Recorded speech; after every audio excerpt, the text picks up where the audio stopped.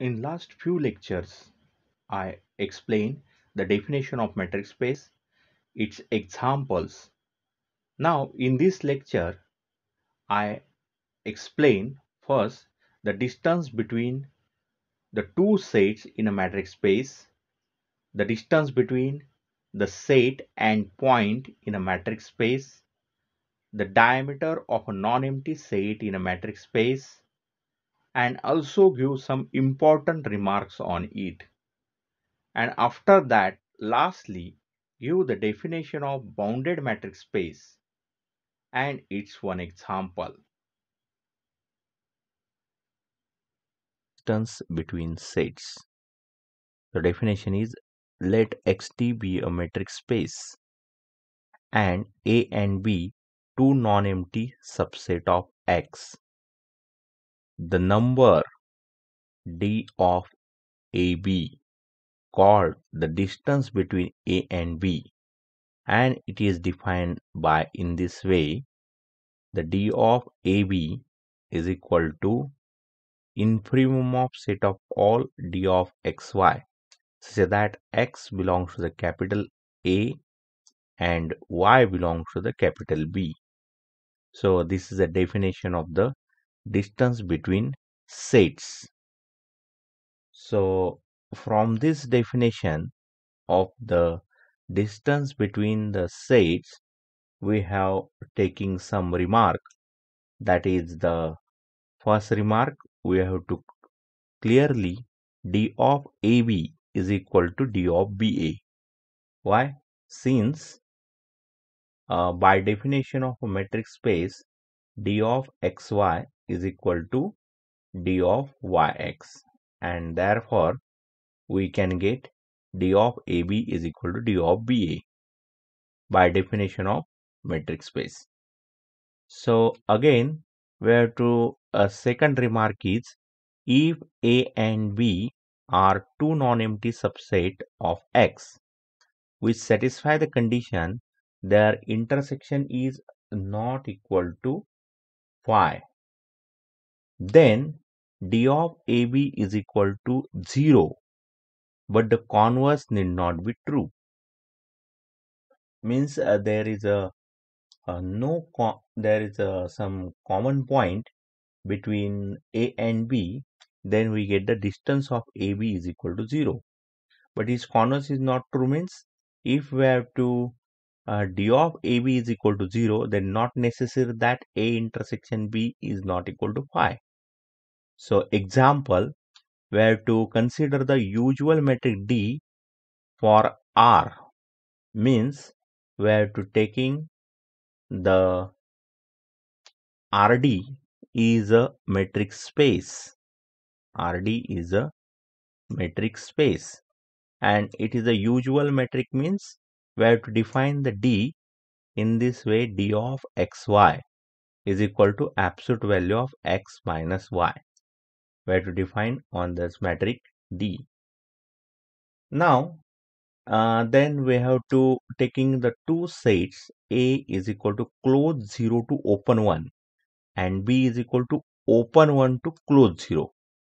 Then what you observe here, we get the d of AB. By definition, we get the d of AB is here. By definition of distance between the two sets, d of AB is equal to infimum of set of all d of xy, such that x belongs to the close 0 to open 1 and y belongs to the open 1 to close 2. Then what you observe, the d of AB, we get the 0 is here, but A intersection B is equal to phi, means the converse of this is not true. Again consider the second example, that is the if you're taking the matrix X as a set of all 1, 1 by 2, 1 by 3, and so on, 1 upon n up to infinity, and D is a usual metric, means D is defined, that is the D of xy is equal to absolute value of x minus y, usual metric. Okay, so on X, then taking two subsets A and B is here. A is equal to set of all 1, 1 by 3, 1 by 5, and so on. B is equal to 1 half, 1 by 4, 1 by 6, and so on. Then we have to observe that the D of AB is equal to 0. And also here A intersection B is equal to 5. So this is another example to show that the remark 2 converse is not true.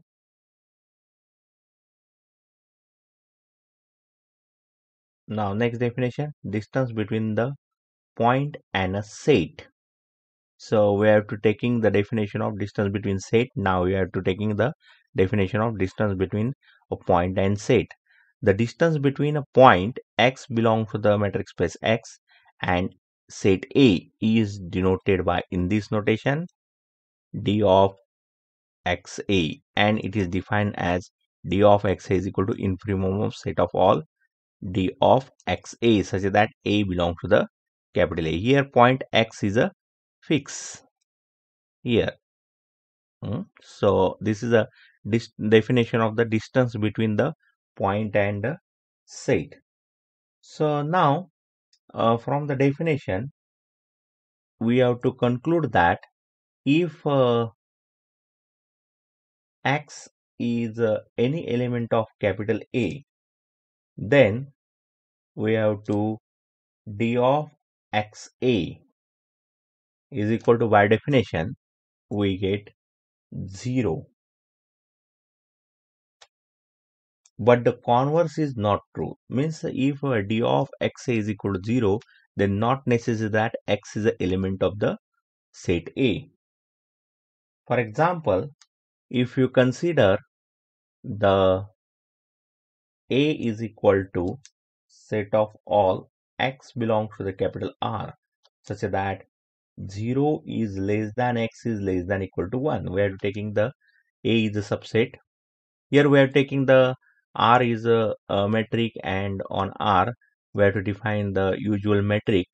So consider the set A in this way, and D is a usual metric. Usual metric means D of xy is equal to absolute value of x minus y. Then what you observe here, D of 0A is equal to, means infimum of set of D of 0A such that A belongs to the capital A. We have get here value 0, but 0 is not element of the capital A. So therefore the converse is not true. That is, the D of XA is equal to 0, then X belongs to the A. Is converse is not true. But this is true, that is, if X is the element of A, then D of XA is equal to 0. So this is a one observation by definition of the distance between the point and set. Now next definition, that is the diameter of a non-empty set. So diameter of a non-empty set is defined as let XD be a metric space and A is a non-empty subset of capital X. The diameter of A is defined as D of A. It is a notation of diameter of A, or we can also use this notation DIAM A, or in this notation diameter of A, and it is defined as the supremum of D of xy such that xy belongs to the capital A. Means taking any two element belongs to the capital A, of that we have to find the d of xy, and among them finding the supremum. That supreme value is the diameter of the non-empty set. Here all these 2 points belong to the capital A. So this is the definition of the diameter of A. So for diameter of A, we have to finding the supremum of the element of the capital, any two element of the capital A. Now next definition is a bounded metric. So bounded metric space is, let X D be a metric space and is bounded if there exists a real number k greater than 0 such that d of xy is less than equal to k for all xy belongs to the capital X. So this is the definition of the bounded metric space. Now we are taking the example, that is let R infinity be a extended set of real numbers. So the extended set of real numbers means it is a set of a real number including the minus infinity and plus infinity. The real number including the minus infinity and the plus infinity, that is called as the extended set of all real numbers. The function d defined as d of xy is equal to absolute value of f of x minus f of y for all xy belongs to the R infinity, where f of x is defined as in this way: it takes value x divided by 1 plus absolute value of x when x belongs to the minus infinity to plus infinity. It takes value 1 when x is equal to infinity. It takes value minus 1 when x is equal to minus infinity. Now we have to show that this R infinity D is a bounded metric space. So first of all, we have to bring this is a metric space, and then that metric space, if we have to bring bounded, then we can say it is a bounded metric space. So first of all, we have to bring the metric space. For that, we have to show that whether this D satisfies the four properties, that is the non-negativity, coincidence, then triangle inequality, and symmetry or not. So one by one we have to taking here. So the first property is non-negativity. So from this definition of the F, we have to conclude that f of x is lies between -1 to +1 for all x belongs to the R infinity, set of R infinity. And from this also we have to conclude that f is 1 1.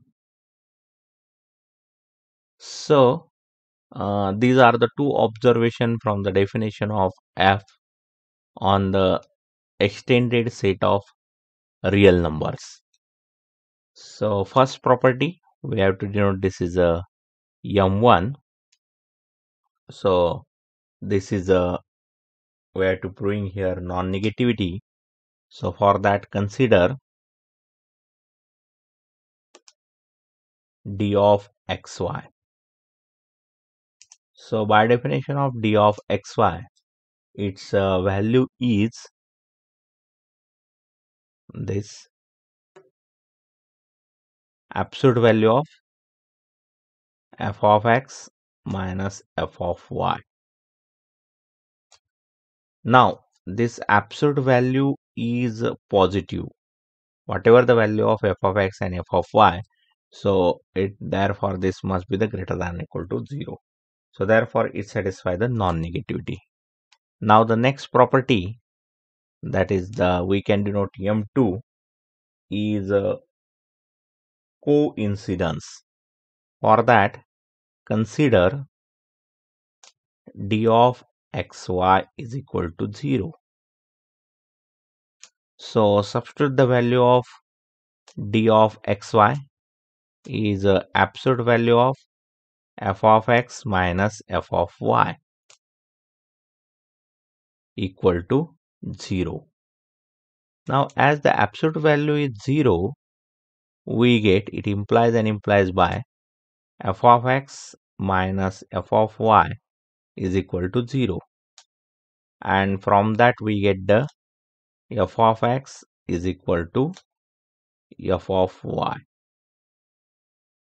But we have f is a 1 1, and therefore we get it implies by we get the x is equal to y. It implies by we get x is equal to y, since f is 1 1.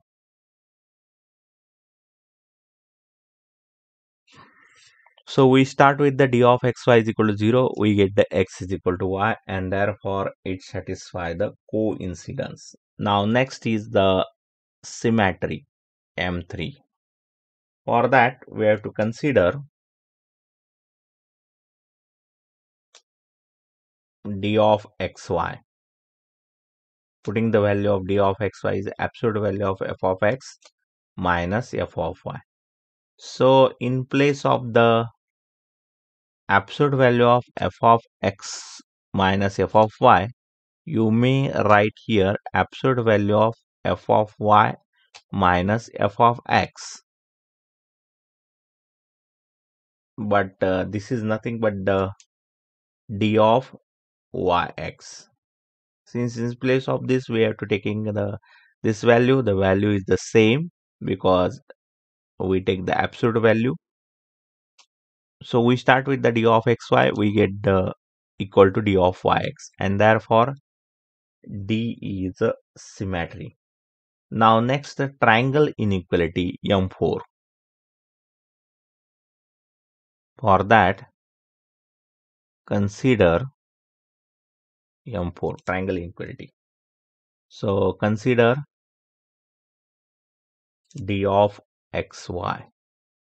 Substitute the value of d of xy, that is the absolute value of f of x minus f of y. So here add f of z and subtract the f of z. The value is not changed.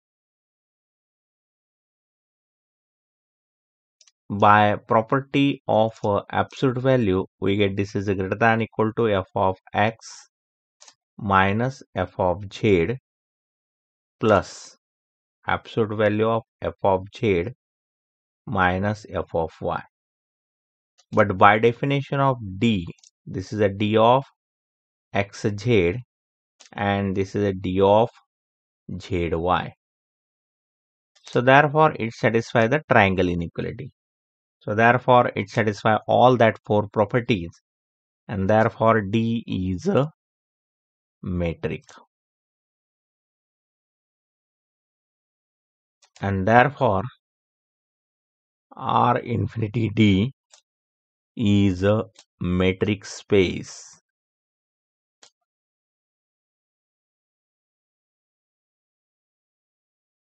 Now we have to proving whether this is the bounded or not.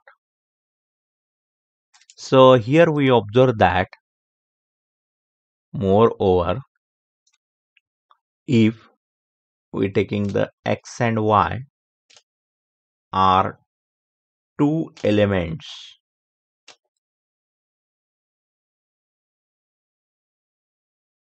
of R infinity, then what you observe here, that is the minus 1 is less than equal to f of x is less than equal to 1, and minus 1 is less than equal to f of y is less than equal to 1 by a definition of the f, by definition of the f.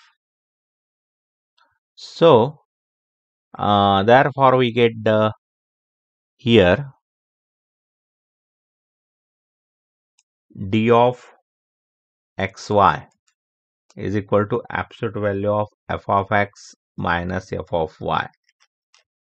Now here whatever to take the value of f of x and f of y,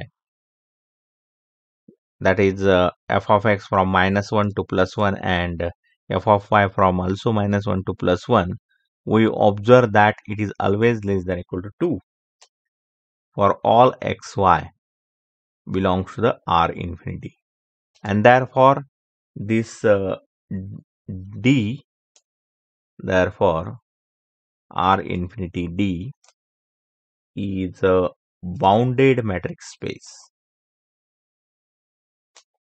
So this is an example of a bounded matrix space.